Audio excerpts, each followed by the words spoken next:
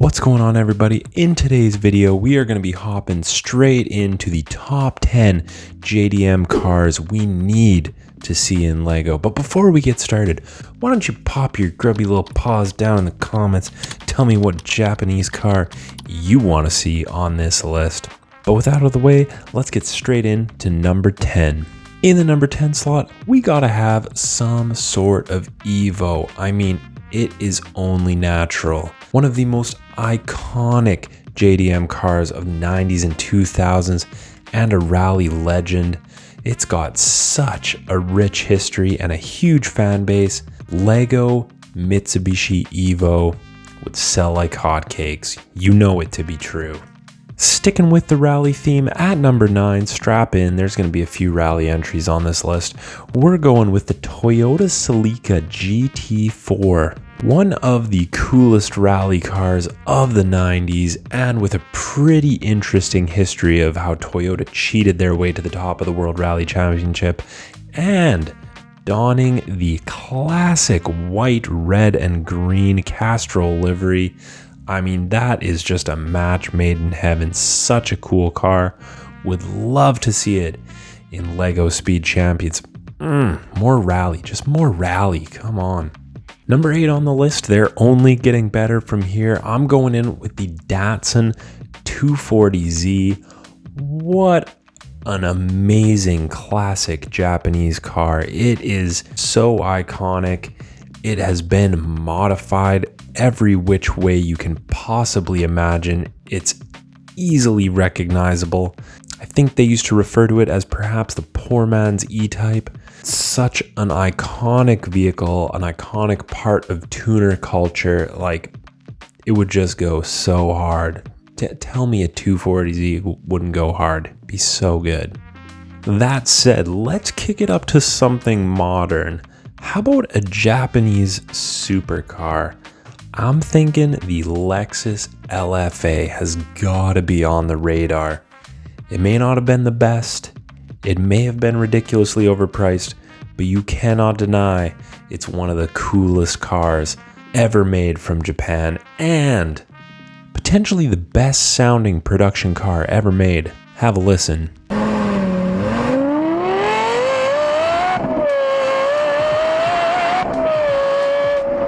Rounding out the bottom 5 with number 6, I'm going to give a little something for fans of the off-road.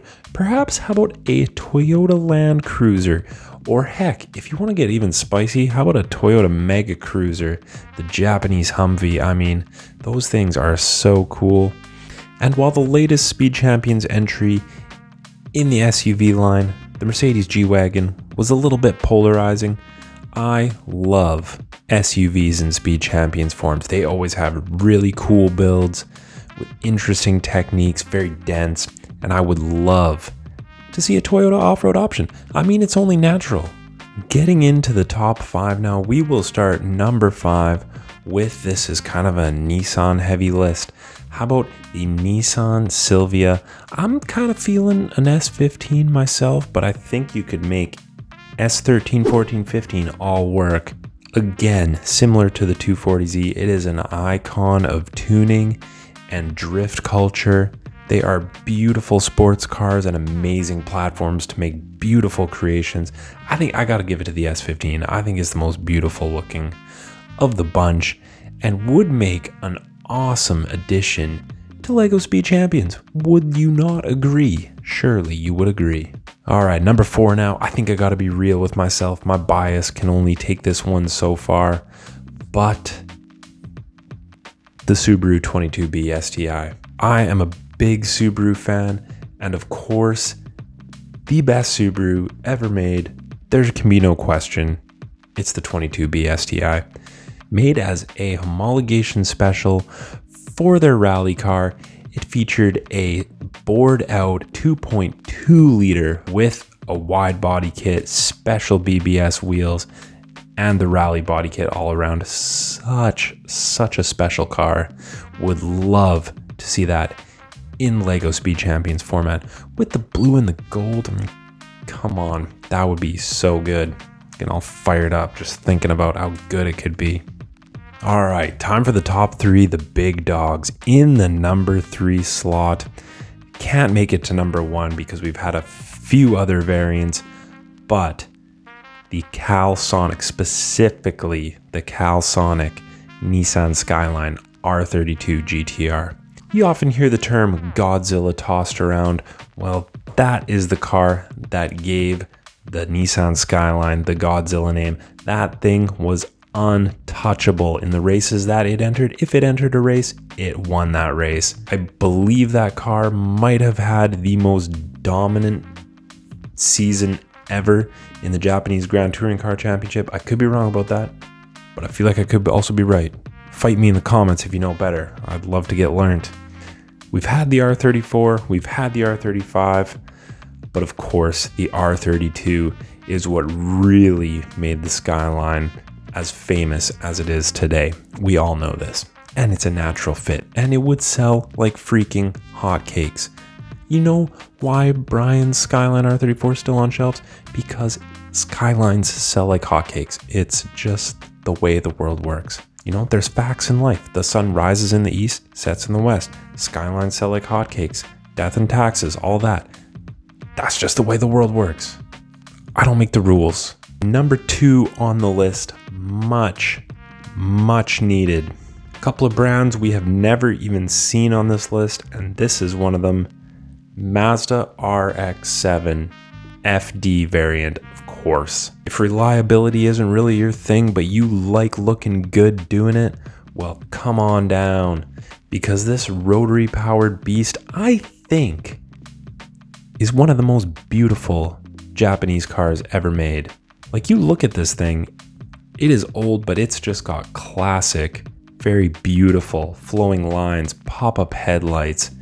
It's just a gorgeous machine, so famous, even though they're terribly unreliable from what I've heard. I mean, you got people swapping LS engines from Corvettes into them. They're just fantastic, and I think Lego needs to bring one to the table. It's their duty to us JDM fans out there to get some Mazda up in this Speed Champions, please. All right, number 1 on the list, and the biggest no-brainer of all, is of course the Honda NSX, the Japanese Ferrari. This 6-cylinder mid-engine supercar from Honda was thrashing things on the track that it had no business of doing, and it looked good doing it, and it was reliable doing it. The NSX is such a fantastic car. It is super well known, super well respected, and it would be amazing, and it should be the first generation, the best looking by a country mile, in my opinion. And now that I see Lego putting out the Honda S2000, I'm hopeful that there's a possibility that there could be an NSX in the not too distant future, because that would be fantastic. But anyways, like I said, let me know, what do you think of this list? Was your pick on the list, or did I miss something glaring? Let me know down below. I hope you have a fantastic day, and I look forward to seeing you in the next one very soon. Bye-bye.